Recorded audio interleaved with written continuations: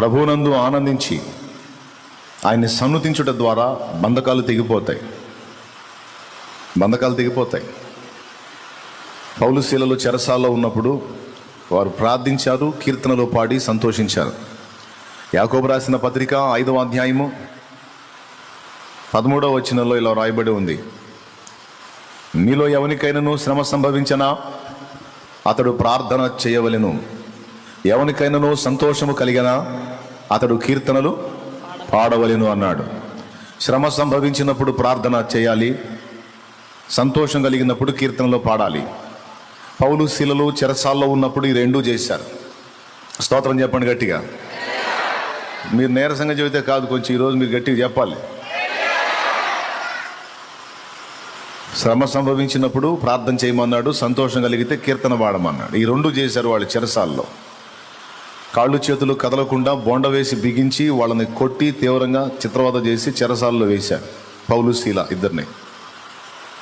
మధ్యరాత్రి వేళ వాళ్ళు దేవునికి ప్రార్థన చేసి కీర్తనలు పాడారు అని రాస్తుంది. శ్రమలో ఉన్నప్పుడు ప్రార్థన చేయాలి, సంతోషం కలిగినప్పుడు కీర్తన పాడాలి. చెరసాల్లో సంఖ్యలలో ఉండి కూడా వారు ప్రార్థన చేసి ప్రార్థన దేవుడు విన్నాడు అనడానికి గుర్తుగా వారు కీర్తనలు పాడి తమ సంతోషాన్ని, ప్రభువునందు తమ ఆనందాన్ని వ్యక్తపరిచారు. ఫలితంగా వారి బంధకాలు ఊడిపోయినాయని రాస్తుంది లేఖనంలో. వారి బంధకాలే కాదు, వారు పాడుచుండగా వినుచున్న ఖైదీల బంధకాలు కూడా అందరి బంధకములు ఊడెను అని రాసుంది. కాబట్టి దేవుని యందు విశ్వాసమును బట్టి సన్నుతించి ఆనందించుట ద్వారా బంధకాల్లోంచి మనం బయటపడే అవకాశం ఉందని లేఖనం సాక్ష్యం ఇస్తుంది.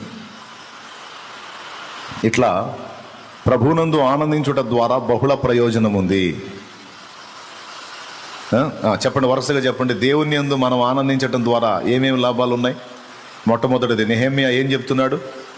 మీరు బలము నొందుతారు అన్నాడు.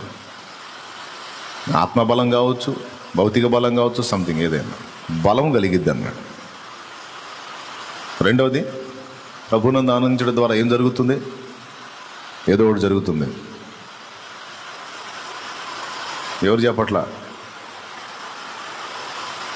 సరే, ఏం జరిగిద్దో 5 సంగతులు చెప్పా. మీరు రాసుకున్నారా అనుకుంటున్నా, రాసుకోకపోతే మీ కర్మ, వదిలేసే. ప్రభువునందు మనం ఆనందించడం ద్వారా అనేక ప్రయోజనాలు ఉన్నాయి. అందుకే మన ఆనందం, మన అతిశయం ఆయనే అయి ఉండాలి, ఆయనలోనే. ఇది ప్రభువునందు మనం ఆనందించడం ద్వారా జరిగేది. అయితే బైబిల్లో ఇంకొక మాట కూడా రాస్తుంది. నూను కుమారుడైన యెహోషువ, యెఫున్నె కుమారుడైన కాలేబు ఇద్దరు కనాను దేశాన్ని వేగుదూచి తిరిగి వచ్చినప్పుడు 10 మంది మంచి సమాచారం చెప్తే, 10 మంది చెడ్డ సమాచారం చెప్తే ఈ ఇద్దరు మంచి సమాచారం చెప్తారు. మనం వేగు చూడటానికి వెళ్ళిన దేశం తన నివాసులను భక్షించు దేశం. అక్కడ ఆనాకు వంశీకులైన నెఫిలీ జాతి మనుషులు చూసాం. ఎంత పొడుగున్నారంటే వాళ్ళ ముందు మేము నిలబడితే మిడతలాగున్నాం. మా దృష్టికి మేము మిడతలాగున్నాం, వాళ్ళ దృష్టి కూడా మేము మిడతల్లాగానే ఉన్నాం. అంతంత ఎత్తోళ్ళు. వాళ్ళ మీద పోరాడి గెలవాలనేనా, మన వల్ల కాదని 10 మంది అన్నారు. నూను కుమారుడైన యెహోషువ, యెఫున్నె కుమారుడైన కాలేబు మాత్రం ఓ మాట అన్నారు. చూద్దాం త్వరగా. సంఖ్యాకాండము 14వ అధ్యాయం. సంఖ్యాకాండము చెప్తుంది చూడండి, 14వ అధ్యాయము 5 నుంచి 5వ వచనం చదువుతుంది చూడండి. మోషే అహరోనులు ఇశ్రాయేలు సర్వ సంఘము ఎదుట సాగిలపడిరి. ఎందుకంటే వాళ్ళు చెడ్డ సమాచారం చెప్పారు కదా, ప్రజలంతా రివర్స్ అయిపోయారు. పాలు తేనెలు ప్రవహించే దేశం ఇస్తా అని మా గోరీలు గట్టాన్ని తీసుకెళ్తున్నావు నువ్వు అక్కడికి. అంతంత పొడుగు మనుషులు ఉన్నారంట, మమ్మల్ని మిడతలతో సమానంగా చూస్తారంట. వాళ్ళ మధ్యలోకి తీసుకెళ్ళి మమ్మల్ని సావగొట్టాలనేక నువ్వు చేసిన పని అని మొత్తం రివర్స్ అయిపోయారు. రివర్స్ అయినప్పుడు మోషే అహరోనులు సర్వ సమాజం ఎదుట సాగిలపడ్డారు. అప్పుడు దేశమును సంచరించి చూచిన వారిలో నుండి నూను కుమారుడగు యెహోషువ, ఆ దేశాన్ని సంచరించి చూడటానికి వెళ్ళినటువంటి ఆ 12 మందిలో 10 మందిని పక్కన పెడితే ఇద్దరి గురించి మాట్లాడుతున్నాడు. నూను కుమారుడగు యెహోషువయు, యెఫున్నె కుమారుడగు కాలేబును బట్టలు చించుకొని. యెఫున్నె కుమారుడగు కాలేబును ఇద్దరు బట్టలు చించుకున్నారండి. జనాల ప్రవర్తన చూసి, దైవజనులు సమాజం ముందు సాగిల పట్టం చూసి బాధపడ్డారు. వస్త్రాలు చించుకొని ఏమంటున్నారు చూడండి. ఇశ్రాయేలు సర్వ సమాజముతో మేము సంచరించి చూచిన దేశము మిక్కిలి మంచి దేశము. మన భవిష్యత్తు ప్రమాదకరంగా ఏమీ లేదు, శాపగ్రస్తంగా ఏమీ లేదు. అది ఆశీర్వాదకరంగా ఉంది, మంచిగా ఉంది, సమాధానకరంగా ఉంది. వారేమంటారు 10 మంది? మన చివరి మజిలీ భయానకంగా ఉండబోతుంది, మన భవిష్యత్తు వికృతంగా ఉండబోతుంది. ఎందుకంటే మనం ఏదో అనుకున్నాం, ఏదో జరగబోతుంది, చాలా ప్రమాదకరమైన పరిస్థితుల్లోకి వచ్చామని ఆ 10 మంది అంటే ఈ ఇద్దరు వాళ్ళన్న ఆ 10 మంది అన్న మాటకి వ్యతిరేకంగా మాట్లాడుతున్నారు. ఏమంటే మీరు చెప్పండి, 10 మంది నడిచింది దారి అయిద్దా, ఇద్దరు నడిచింది దారి అయిద్దా? పెద్దగా చెప్పాలి. 10 మంది నడిచింది దారి అయిద్ది కానీ ఇద్దరు నడిచింది దారి కాదుగా. అయినా సరే ఇద్దరు వస్త్రాలు చించుకొని ఈ మాట చెప్తున్నారు. వాళ్ళు చెప్పే మాటను మీరు నమ్మొద్దు.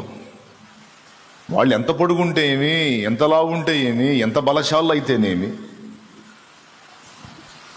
ఇంత దూరం మనల్ని ఎంతో మంది నుంచి కాపాడి మానవ జీవనానికి భిన్నమైన రీతిలో మనల్ని పోషించాడు దేవుడు. ఎన్నో రీతిలో మనల్ని ఆదుకున్నాడు, ఎన్నో రీతిలో గొప్ప గొప్ప అద్భుతాలు చేసి మనల్ని నడిపించాడు కనుక, ఇంతకాలం మనం నడవలేదు, ఆయన నడిపించాడు కనుక ఇక ముందు కూడా ఆయనే మనకు తోడై ఉంటాడు, ఆయనే మనకు విజయాన్ని ఇస్తాడు. వారు చెప్పే మాటను బట్టి మన భవిష్యత్తును గురించి వికృతంగా ఊహించొద్దు. దేవుని యందు విశ్వాసాన్ని బట్టి మన భవిష్యత్తును ఆశీర్వాదకరంగానే తలంచుదాం. దయచేసి మీరు ఏదేదో అనుకోకండి. వారెంతటి బలవంతులైన దేవుని హస్తం మనకు తోడై ఉంటే విజయం మనదే అంటూ అద్భుతమైన మరో మాట అన్నాడు. చూడండి, మేము సంచరించి చూసిన దేశము మిక్కిలి మంచి దేశము, మేము సంచరించి చూసిన దేశము మిక్కిలి మంచి దేశము, యెహోవా మన యందు ఆనందించిన ఎడల.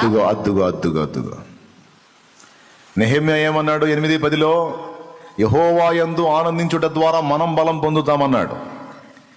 ఇక్కడ దేవుడు మన యందు ఆనందిస్తే ఏం జరిగిద్దో చెప్తున్నాడు. కాలేబు, యెహోషువ ఇద్దరు.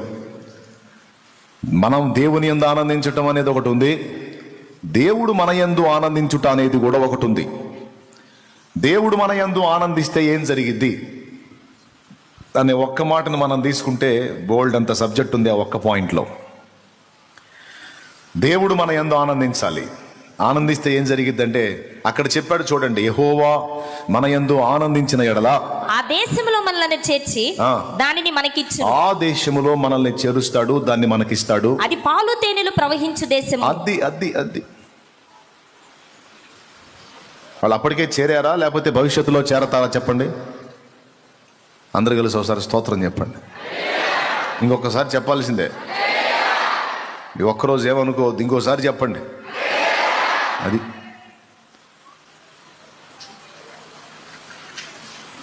వాళ్ళు అప్పటికే చేరారా, అందులో చేరలేదా?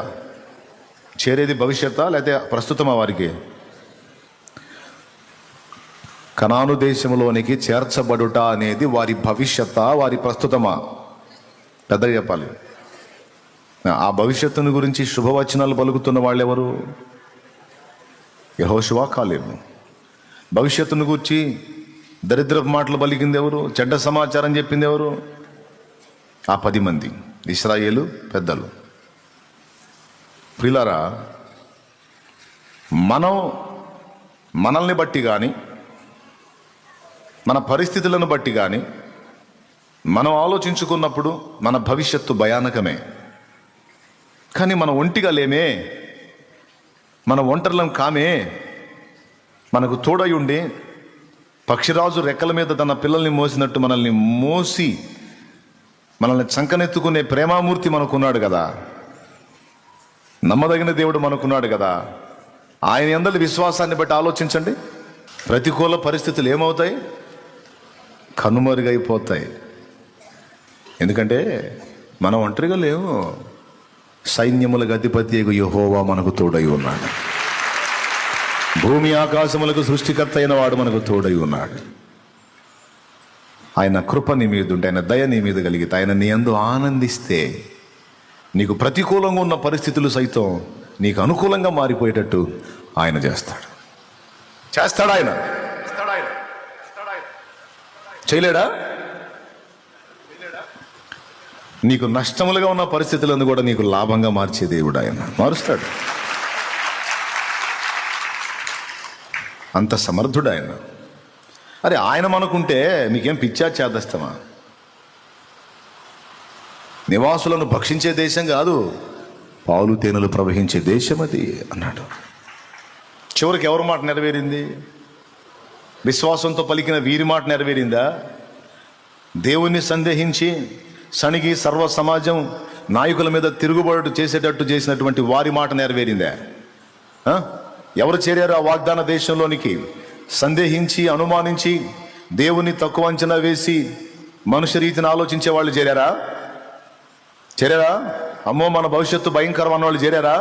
నో, దేవుని బట్టి మనకు ఆశీర్వాదకరమైన భవిష్యత్తు ఉంది, దేవుని బట్టి మనకు జయం ఉంది, దేవుని బట్టి మనకు విజయం ఉంది, దేవుని బట్టి మనం అందులో ప్రవేశిస్తాం అన్నోళ్ళు చేరారా? ఎవడు ఏది విశ్వసించాడో అదే పొందాడు, ఎవడు ఏది నమ్మాడో అదే పొందాడు.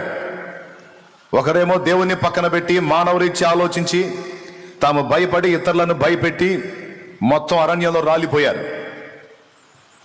పసిబిడ్డల్లాగా దేవుని శక్తిని ఎరిగిన వారై విశ్వాసం ఉంచి దేవుని బట్టి మనం చేరగలం, దేవుడు మనల్ని దానిలోనికి ప్రవేశపెడతాడు. అంతేకాదు దేవుడు దానిని మనకిస్తాడు, మన శత్రువులను మన ముందు లేకుండా దేవుడే హతం చేస్తాడు, మన ప్రతికూల పరిస్థితులన్నీ దేవుడే తొలగిస్తాడు.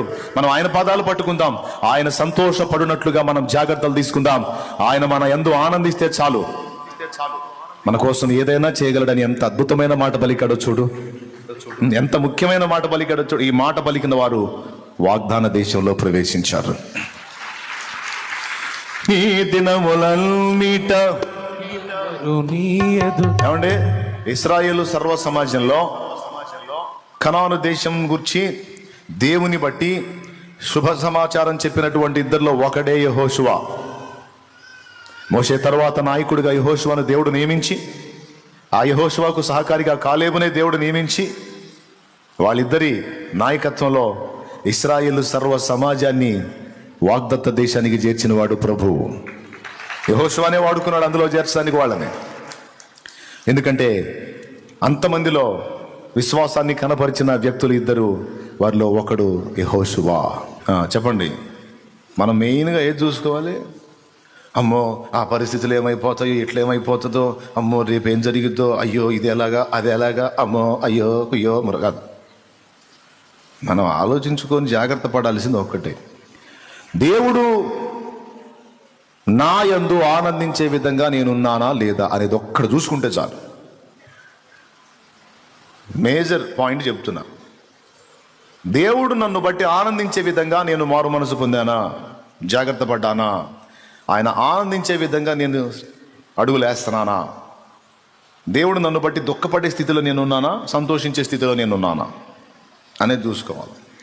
ఈ ఒక్క విషయంలో మనం జాగ్రత్త తీసుకుంటే, నేను చెబుతున్నా, పెద్ద పెద్ద పర్వతాలు నీ త్రోవకు అడ్డున్నా చదును భూమి అయిపోతాయి, చదును భూమి అయిపోతాయి. పెద్ద పెద్ద పర్వతాలు నీ మార్గంలో అడ్డున్నా ఏమవుతాయి? చదును భూమి అయిపోద్ది, కొట్టేస్తాడు అంతే.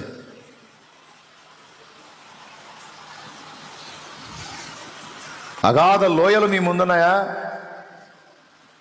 నీ కాలికింత ముళ్ళు కూడా గుచ్చుకోకుండా, నీకింత దెబ్బ కూడా తగలకుండా నిన్ను ఆయన భుజం మీద ఎత్తుకొని దాటిస్తాడు. ఆయన ఎలా ఆనందిస్తాడు? ఆయన ఆనందిస్తే ఏం జరిగిద్ది? దేవుడు మన యందు ఆనందిస్తే ఏమేం జరిగిద్ది? రెండు ప్రశ్నలు. ఆయన మన యందు ఆనందిస్తే ఇంకేముంది? ఏం జరిగేది ఏంది? ఏదైనా జరిగింది. మనల్ని బట్టి సృష్టికర్త సంతోషపడితే, మనల్ని బట్టి దేవుడు ఆనందపడే స్థితిలో మనం ఉంటే మనకి ఎదురేంది? ఇంకా ఒక్కసారి ఏదో ఊహించి చెప్పండి, నాకు ఏదన్నా ఉందా? ఎదురుండదు. ఇక ప్రతి విషయంలో తిరుగులేని పరిస్థితిలోకి వెళ్ళిపోతాం. అందుకే క్రీస్తు యేసునందున్న ప్రతి బిడ్డ ప్రభువు సంతోషమును నిరంతరం వెతుకుతూ ఉండాలి. ఇదే రహస్యం. పెద్ద పెద్ద అక్షరాలతో రాసుకోండి, మీ హృదయాల్లో రాసుకోండి, మీ తలకాయల్లో కూడా రాసుకోండి. ఒక్కటే ఒక్క పాయింట్, మేజర్ పాయింట్.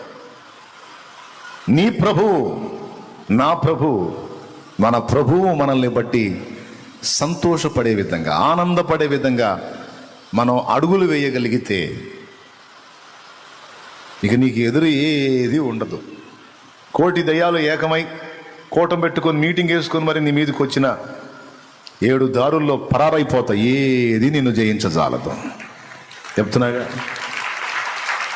24 రకాల సమస్యలు నీ మీదికి తీసుకొచ్చిన పని కట్టుకొని ఏది నిన్ను కనీసం కదిలించనైనా కదిలించదాలదు.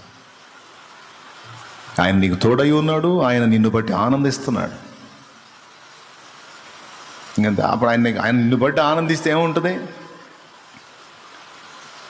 నీ దీపం ఆరిపోకుండా ఆయన తన చేతులు అడ్డు పెడతాడు. ఇక ఎంతమంది వచ్చి ఊదినా అది ఆరదు.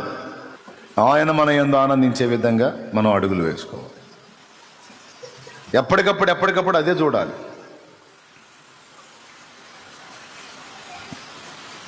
నేను ఈ చర్యను చేయటం ద్వారా ఆయన బాధపడతాడేమో, నేను ఇలా ప్రవర్తించడం ద్వారా ఆయన దుఃఖపడతాడేమో, నేను ఈ పని చేస్తే యేసయ్య సంతోషపడతాడు, నేను ఈ పని చేస్తే యేసయ్య ఆనందపడతాడు, నేను ఇదిగో వీరికి సహాయం చేస్తే యేసయ్య ఆనందపడతాడు, నేను ఇలా మాట్లాడితే యేసయ్య ఆనందపడతాడు, నేను ఇలా చేస్తే యేసయ్య ఆనందపడతాడని ప్రతి దానిలో ఆయన సంతోషం వెతుకును. తండ్రిని నిరంతరం సంతోషపెట్టే విధంగా కొడుకు కానీ కుమార్తె కానీ నడుచుకుంటే మీకు ఆ బిడ్డకి ఏదైనా తక్కువ ఉంటుందా? వాడికి కావాల్సినవి ముందుగానే వచ్చేసి ఉంటాయి. ఎందుకంటే ముద్దుల కొడుకు, సంతోషపెట్టే కొడుకు, మరి అని ఏడిపించడిగా వాడు అడుక్కునే పరిస్థితి ఉండదు, నాన్న నాకు ఇది కావాలి అది కావాలని. ఎందుకంటే ఎప్పుడు తండ్రి సంతోషాన్ని కోరుకొని ముందే తండ్రిని ఆనంద పెట్టడానికి ఇష్టపడతాడు కనుక తండ్రిని గురించి ఎప్పుడు ఆలోచన కలిగి ఉన్న ఈ కొడుకు విషయంలో ఇక తండ్రి నిరంతరం ఆలోచన కలిగి ఉంటాడు.